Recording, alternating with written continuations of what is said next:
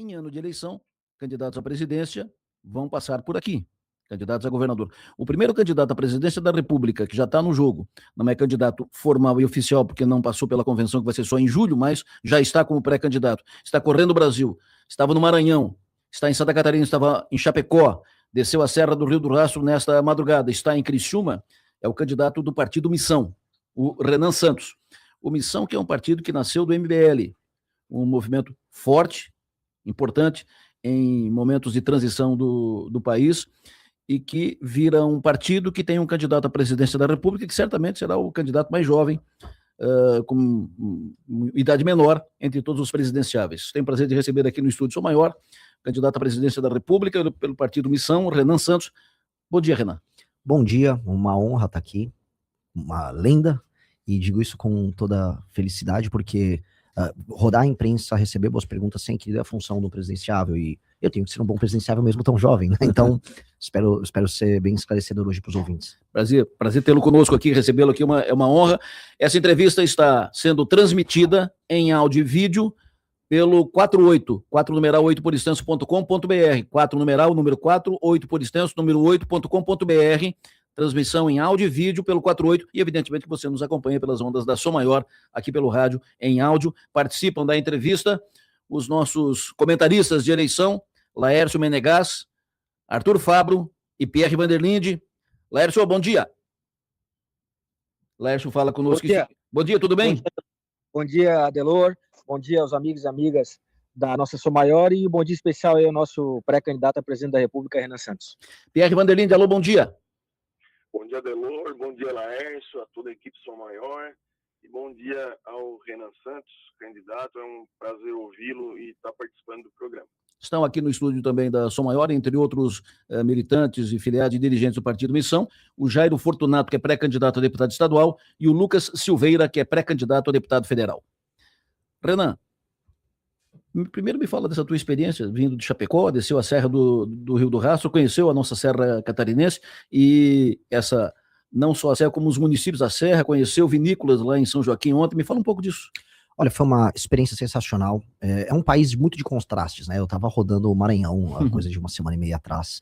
É um lugar muito pobre, com cidades pouco desenvolvidas, com cidades sem atividade econômica. As cidades pequenas do interior têm uma dependência total e completa do governo federal. Por que eu tô fazendo esse preâmbulo? Porque eu vim para Santa Catarina, e por mais que a gente possa puxar outros contrastes, o principal contraste é: as cidades são autônomas, são cidades baseadas em confiança, com economia desenvolvida e com um desenvolvimento econômico espraiado. Ou seja, todas as cidades vão ter algum tipo de atividade econômica, maior ou menor, em diferente intensidade, com setores diferentes, e todos eles conexos. Então eu tomei uma aula de interior aqui. Aula sobre cooperativismo, aula sobre administração pública, aula sobre sociedade baseada em confiança. São Miguel do Oeste, eu vi num domingo à tarde, as crianças correndo e brincando numa praça, numa boa, sem barulheira. Esse é o tipo de coisa que eu gostaria de ver em outras cidades do Brasil. E aí entra um paradoxo, né? Porque o Brasil não reconhece Santa Catarina como parte de si. Santa Catarina nunca está nas propagandas oficiais, Santa Catarina só é lembrada pelo governo brasileiro na hora de cobrar imposto dos catarinenses, mas nunca como um modelo de Estado e um modo de vida que funciona. E nós temos que mudar isso. O Brasil tem que ser mais como Santa Catarina. O Brasil tem que parar de reconhecer os seus defeitos, que às vezes acha que é uma característica nossa, por exemplo, a favela, ou esse elemento que existe no Rio de Janeiro, da bagunça, e começar a olhar em lugares como Santa Catarina, um lugar de inspiração, e falar: isso também é Brasil, e o Brasil precisa ser mais assim.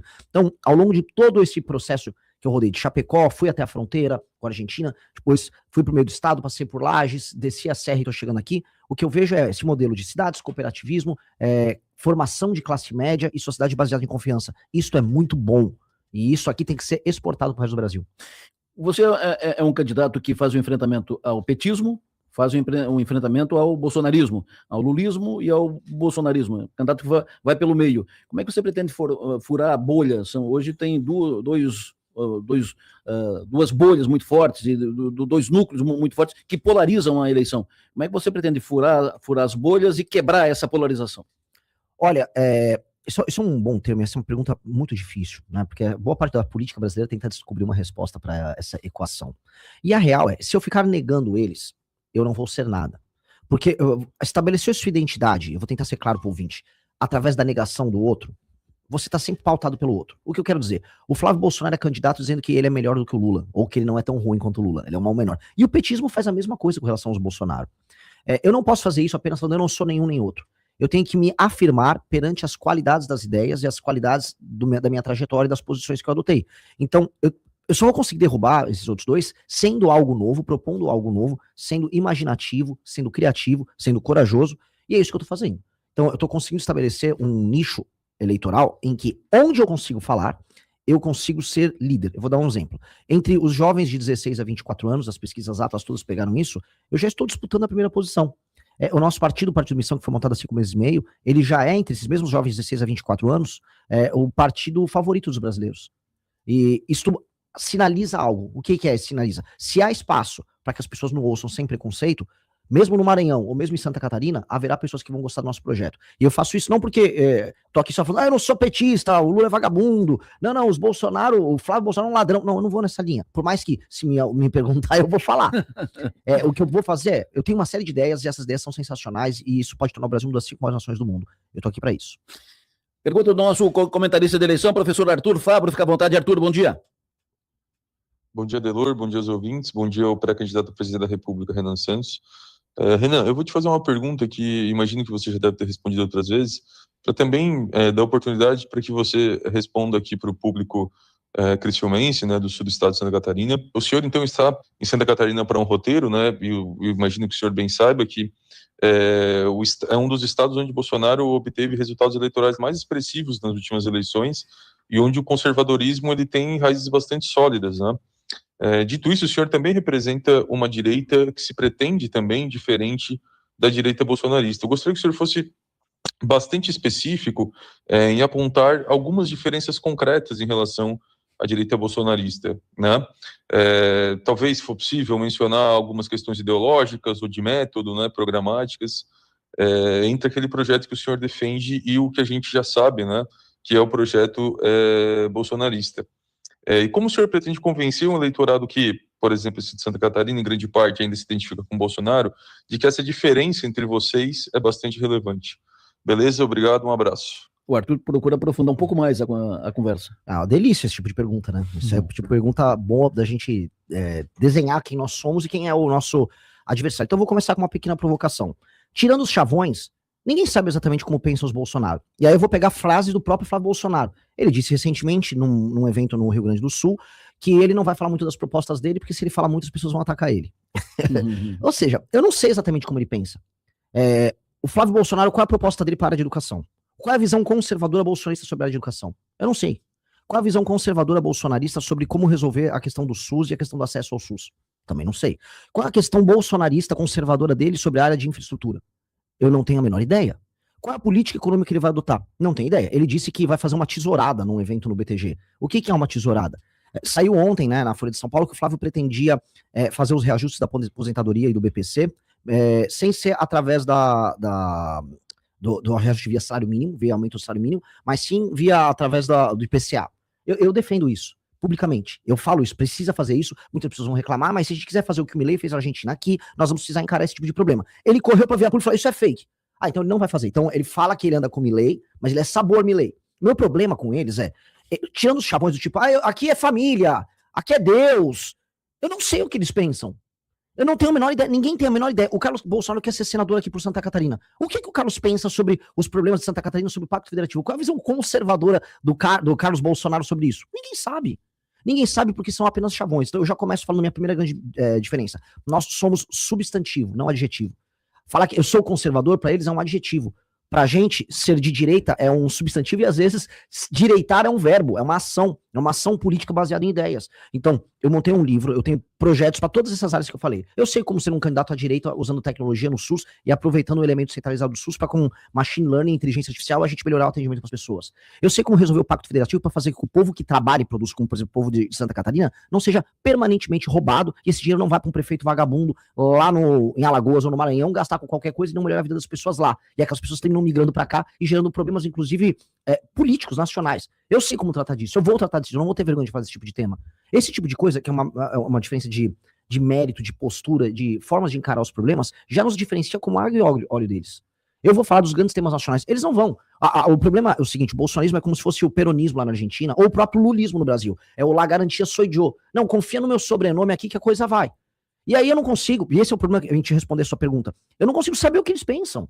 Tirando os chavões, eles gostam da família, eles não gostam de bandido, tá, vamos virar a primeira página, o que tem? Qual é a abordagem deles que será diferente da minha na parte de segurança pública? Eu tenho um projeto, eu tenho livros publicados, que é o Livro Amarelo, que é o programa do meu partido, explicando ponto a ponto como eu vou enfrentar o crime organizado. Eles não têm, eles são em guerra cultural, né, eles dizem que são descendentes diretos do pensamento do Olavo de Carvalho, ok. Como é que o Flávio vota nessas matérias? O Flávio votou agora a favor da lei da misoginia, que é um projeto maluco que acaba com a confiança interpessoal entre homens e mulheres, vai atrapalhar a ascensão de mulheres na carreira delas dentro das empresas, porque simplesmente qualquer coisa vira misoginia, as empresas vão querer se proteger disso. Então qual é a ideia deles sobre guerra cultural? Não sei. O problema é que a gente nunca sabe. É só, confia em mim que meu sobrenome é Bolsonaro. E sabe quem fez isso na última eleição, para responder a pergunta? O Lula. Ele não apresentou um plano de governo, ele não apresentou quem seria o ministro da Fazenda dele, só falou, confia em mim que eu vou te dar uma picanha. E aí deu no que deu. O senhor falou que sabe como resolver o problema fazer o enfrentamento ao crime organizado. Como? De maneira muito clara. Nós temos no Brasil um país que ficou muito traumatizado pelo período do regime militar. Houve um trauma. Então, qualquer legislação que fosse muito rígida com o cometimento de crime já era tratado como um retorno aos porões do DOPS, porões da ditadura. E fora isso, houve também uma ascensão de um pensamento à esquerda que sempre achava que a violência estava por conta das desigualdades sociais. E a violência, portanto, tinha que ser encarada como uma forma quase de redenção poética da pessoa mais pobre, não sei o quê. Isso é tudo balela, tá? Estudos sérios, por exemplo, da FGV de 2007, demonstram que há uma correlação muito mais forte entre o menino que comete o crime dos seus 15 a seus 29 anos não ter a figura paterna perto dele, portanto, vir de uma família destruída, do que, por exemplo, o índice Gini, que é a desigualdade social. Ou seja, a desigualdade social é menos importante no cometimento do crime, na formação da mente desse criminoso, do que a ausência da figura paterna. Outra pesquisa que foi feita, muito importante, demonstra que presidiários, foi o Gakia que trouxe essa pesquisa, Pérez Chiquida, presidiários, eles têm medo, e essa pesquisa foi feita com presidiários, de penas muito altas como prisão perpétua ou até pena de morte, e isso faria eles serem dissuadidos de cometer crimes. Então, o que a gente já sabe que toda a literatura internacional nos mostra, penas mais altas, certeza de punição, e aí você abordar esse jovem dos 15 aos 29 anos, porque a maior parte dos crimes violentos são cometidos nessa época, inclusive com tratamento psicológico nas escolas, acompanhamento, e é por isso que as escolas militares são um sucesso, porque você tem a figura masculina próxima, você começa a diminuir o cometimento de crime. Só que aí tem um outro elemento. A gente ficou errando em políticas públicas de segurança no Brasil há décadas. E aí isso criou monstros. PCC é um monstro, Comando Vermelho é um monstro, e outras facções menores são monstros. No Rio ainda tem as milícias que são monstros. Aí a gente vai ter que dar um tratamento específico para eles. É como se o Brasil fosse um doente, né? A gente tá com câncer, e aí agora a gente vai ter que fazer uma cirurgia específica em alguns pontos. O câncer é a violência como um todo, né? Você tá com as células cancerígenas espalhadas. Só que os tumores, é o Comando Vermelho, PCC. Então, eu vou ter que ter uma legislação específica para isso. Essa legislação dá-se o nome de direito penal do inimigo, que é uma teoria de um jurista alemão chamado Günther Jacobs, que inclusive vai escrever para nossa revista. Um professor, um vovozinho alemão, muito inteligente, trouxe essa perspectiva de que quem não aceita a legislação e a cultura de um país e está permanentemente em cometimento de crime, como, por exemplo, uma organização terrorista, ele não pode ter os mesmos direitos e prerrogativas que um cidadão comum. Se você bate o carro e vai lá dar uma briga na rua, você acaba dando um socão na outra pessoa. Tudo bem, você vai ter que ser punido eventualmente, mas você tem os seus direitos, você tem sua presunção de inocência. Uma pessoa que coloca uma tatuagem em Comando Vermelho, ele não tem presunção de inocência. A gente tem que considerar que ele está permanentemente em cometimento de crime. Essa pessoa tem que ser considerada como alguém que terá que ser abordada para a polícia e já ser presa, tão logo a ser identificada. Essa pessoa não vai poder pagar fiança, essa pessoa não pode ter progressão de pena, as penas têm que ser mais duras com relação a ela não pode ter audiência de custódia que simplesmente possa liberar ela. Ou seja, ele é um ser anômalo. Ao fazer isso, e no primeiro dia de mandato nosso, decretar estado de defesa circunscrito apenas às regiões tomadas pelo tráfico, a gente pode destruir o crime organizado no Brasil. E aí, ou os bandidos se entregam de maneira pacífica, ou a gente prende ou mata eles de maneira clara. E aí esses caras vão pra cadeia, e aí a gente começa um novo capítulo no Brasil, que é recuperar as dezenas de milhões de pessoas que vivem nas favelas do Brasil. Que é ali onde o crime é cometido, é ali onde esses meninos que entram pro crime são gestados, e é ali que a gente tem que atacar no sentido positivo, desfavelizar, criar bairro, fazer investimentos poderosos de infraestrutura pra gente alterar essa dinâmica e recuperar pro Brasil esses milhões de cidadãos.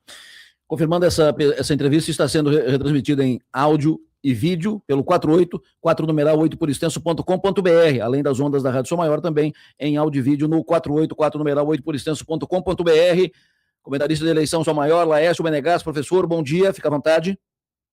Bom dia. A minha pergunta para o nosso presidenciável, Renan, é a seguinte: nós temos aí uma polarização desde 94 no Brasil, que antes tinha como protagonista o PSDB e o PT, e a partir de 2018 esse polo do PSDB foi assumido pelo PL, né, e ficou PL contra PT, disputando a eleição, essa polarização de 18 para cá com Lula e Bolsonaro. A minha pergunta é a seguinte: nós já tivemos aí Ciro Gomes, Garotinho, Luiz Helena, Geraldo Alckmin, todos eles tentaram romper a polarização e não conseguiram fazer isso, né? O que difere o Renan Santos desses candidatos? Qual a estratégia que ele tem para romper essa polarização? Uma delas você já falou, que é o seu contato com a juventude. Nós comentamos no programa esses dias, né, eu e a Adelo Lessa, que na juventude o recorte da pesquisa Atlas bastante favorável na questão da juventude, mas que outras estratégias, por exemplo, você tem para falar com outros públicos e que você vai tentar demonstrar na campanha para conquistar a confiança do eleitor? Obrigado, Laércio. De maneira clara, a mensagem que a gente passa para os mais jovens é exatamente a mensagem que as pessoas mais velhas vão querer ouvir. Se um ouvinte da rádio estiver agora assistindo, ele não vai discordar, imagino eu aqui em Criciúma, da maior parte das coisas que eu estou falando. Ele, na verdade, não me conhece, e, na verdade, se ele tiver lá mais de seus 50 e poucos anos, ele tá, vamos dizer, ainda inebriado pela lógica do bolsonarismo como resposta dialética ao petismo. O bolsonarismo como enfrentamento natural ao petismo. Mas se você olhar na letra da lei, ou se você olhar no papel, as propostas do Flávio são muito menos condizentes com o que ele pensa do que as minhas. Então, se ele olhar e olhar minha trajetória, eu liderei o impeachment da Dilma Rousseff nas ruas e no parlamento, eu fui capaz de fundar um partido, a família Bolsonaro não foi capaz de fundar um partido, eu jamais votaria nessas leis feministas que passaram no Congresso, assim como o nosso deputado Kim Kataguiri nunca votou, eu jamais ficaria fazendo campanha falando que eu vou ficar aumentando Bolsa Família, ou seja, contrariando a lógica e o sistema de valores do próprio eleitor dele, jamais faria isso. Então, se esse eleitor conhece e passa a ser um pouco generoso, ele não tem motivo de discordar. E aí existem dois elementos, e a pergunta é muito boa, porque ela trata de dois momentos geracionais. O Fernando Henrique e o PSDB, eles representaram um processo de modernização de um país que tinha medo de falar que era de direita. E aí as classes médias antipetistas, elas falam, não, esse projeto está modernizando o Brasil, tem plano real, tem privatização, a economia está andando, eu estou começando a consumir produtos do exterior, o Brasil é uma economia muito fechada ali, até os anos 90. E isso, vamos dizer, marcou uma geração, né, uma geração de petistas, até que deu vamos dizer, a fadiga de material e eles passaram a perder. O bolsonarismo representou outro momento, foi quando as pessoas antipetistas começaram a falar, este cara, ele representa meu sistema de valores, o Bolsonaro é literalmente eu. Bolsonaro, ele fala que nem eu falo, ele tem a mesma religião que eu, por mais que o Bolsonaro não tenha religião nenhuma, o Bolsonaro defende a família, por mais que ele esteja na terceira família, o Bolsonaro, ele gosta de matar bandido, por mais que o governo dele não tenha passado nenhuma legislação que realmente prenda bandido, ou seja, as pessoas se identificaram ali com o Bolsonaro, falaram, esse homem, eu vou com ele ali, e já está apresentando a fadiga de material também. Essa fadiga de material já está acontecendo.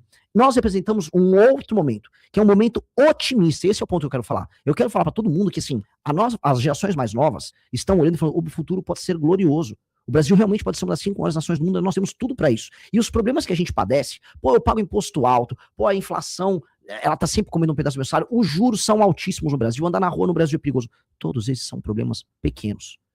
Todos os problemas que o Brasil passa são muito, muito, muito pequenos.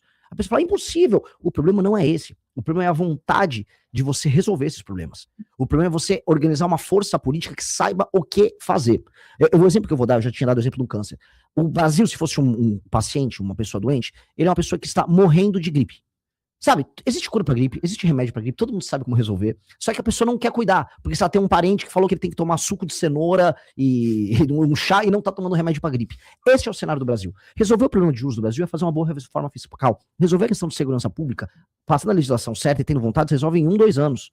Resolver a questão da reforma administrativa dos estados e municípios para fazer eles serem autossustentáveis, como são aqui em Santa Catarina, a gente resolve em 3, 4 anos. É questão de resolver uma equação política. Isso é difícil, que é resolver os jogos de poder que existem entre os estados, os municípios, o tal do Centrão, hoje também tem o STF como um player. Este é o desafio. E nós estamos criando um projeto político inteiro devotado a resolver isso. E isso é otimista, isso aponta para um futuro que vai ser glorioso. Eu vou falar, a maior parte dos problemas brasileiros de Estado, que são muito ruins, a saúde e a educação no Brasil, com o uso da tecnologia, com a inteligência artificial que está chegando aí, galera, é uma revolução, vai mudar tudo. O SUS, que antes era uma desvantagem brasileira, vai ser uma vantagem enorme, porque ele é centralizado, a gente vai poder cruzar dado, aí a gente vai poder saber se uma pessoa vai desenvolver diabetes, já vai ter um remédio próximo. O presidente de El Salvador, o Bukele, apresentou esse mesmo projeto e já está fazendo uma espécie de SUS dele no celular da pessoa, e que não tem atraso, a pessoa consegue fazer a consulta com o médico, em vez de pegar fila, ela já faz por teleatendimento com qualquer médico espalhado pelo país, o remédio já aparece num totem perto da casa dele, aí você consegue prevenir, controlar estoque, gasta menos dinheiro, tem menos corrupção, é muito melhor. O futuro será incrível. E para você fazer uma revolução que envolva inteligência artificial, alta tecnologia, você precisa de gente boa com cabeça nova. E é isso que a nossa geração está aprendendo a ser, a geração que vai usar a tecnologia para fazer com que o Brasil diminua o gap, a distância que a gente tem para os países maiores. E a gente vai conseguir. Então, por que eu sou otimista sobre o futuro e por que esse é um projeto diferente dos outros? Porque a resposta que já está tendo entre os mais jovens mostra que isso está convencendo os corações e mentes das pessoas que já estão entendendo que o caminho é outro.